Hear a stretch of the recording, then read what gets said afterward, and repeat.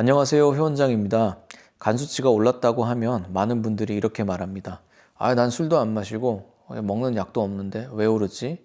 그런데 제가 진료실에서 가장 자주 듣는 다음 문장이 있습니다.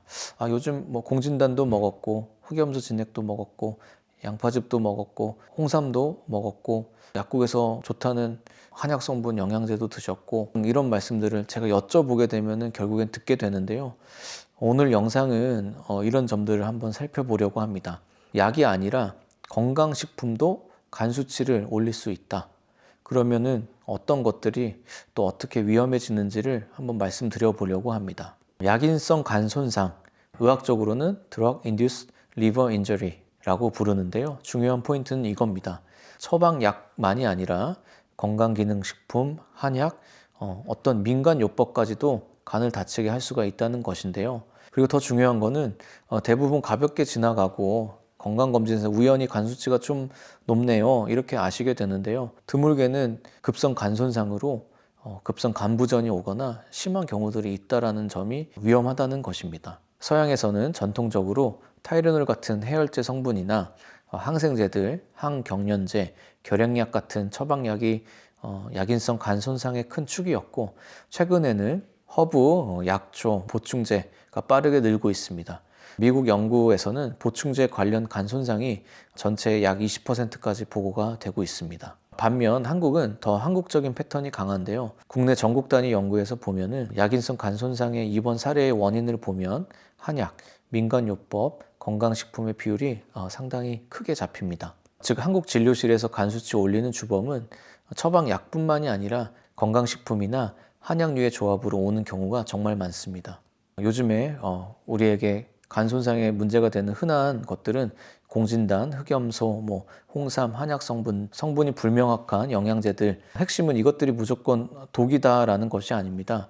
문제는 아래의 조건들이 겹칠 때 위험이 커지게 되는데요. 간 손상의 위험이 커지는 조건들은 한약, 홍삼, 영양제, 술, 진통제 이렇게 여러 개를 동시에 드실 때 위험이 높아지고, 그리고 불분명한 성분과 함량, 불명확한 영양제들이 또 위험을 높이게 되겠고요.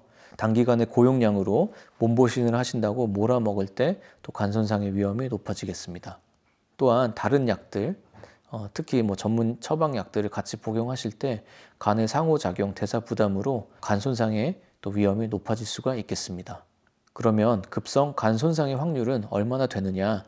솔직히 아주 자주 생기는 질병은 아닙니다. 해외 연구에서는 보충제, 허브, 약초 이런 것들로 인한 간 손상이 급성 간 부전으로 진행하는 비율도 보고가 되기도 했습니다. 결론은 대부분은 잘 회복되고 우리가 모르고 지나갈 수는 있지만 황달 같은 것이 동반된 간 손상은 중증 위험이 확 올라가고, 그렇기 때문에 여러분께서 위험한 상황의 증상을 알고 빨리 진료로 오시는 것을 아시는 게 중요하겠습니다. 그래서 언제 병원에 찾아와야 되는지 놓치면 안 되는 그 초기 증상들을 말씀을 드리겠는데요. 내가 이상하게 피곤하다, 이유 없이. 그 다음에 식욕이 떨어지고 메스꺼움이 있다.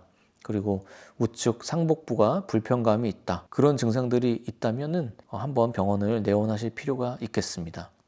그리고 오늘이라도 이런 증상이 있다면 병원으로 오셔야 하는 증상 4가지를 말씀을 드리겠습니다. 첫째, 황달입니다. 눈에 흰자나 피부가 노래질 수 있고요.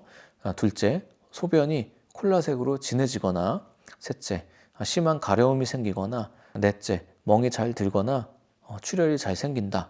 이럴 때는 바로 병원을 내원하셔야겠습니다. 제가 앞서 말씀드린 것들을 우리는 아예 안 먹을 수는 없고요. 또 우리 몸에 도움이 되는 부분들도 있을 것입니다. 하지만 어떻게 먹는 게 도움이 되고 덜 위험한가 말씀을 드리면, 새로운 영양제나 건강식품을 시작하실 때는 한꺼번에 시작하지 마시고 하나씩 2주, 3주의 간격을 갖고 늘려가셨으면 좋겠습니다. 또한 장기적인 복용이 계획이 있으시면 간 수치 같은 것을 시작 전, 복용 중, 복용 후 이렇게 모니터링을 해가면서 드셨으면 좋겠습니다. 그리고 간 수치가 올랐던 경험이 있으시다면, 분명히 그런 경험이 있는 분들이 계시거든요. 홍삼, 한약, 진액, 혼합 추출물 같은 것들에 대해서는 특히 신중하시기 바랍니다.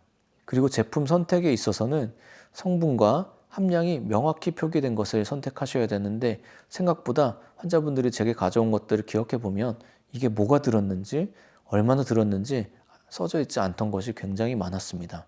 그래서 여러분이 보시기에 이게 뭐지? 처음 들어보시는 것들은 아무리 누가 괜찮다고 하여도 좋다 하여도 의사와 한번 상의를 하시거나 경계를 하셨으면 좋겠습니다.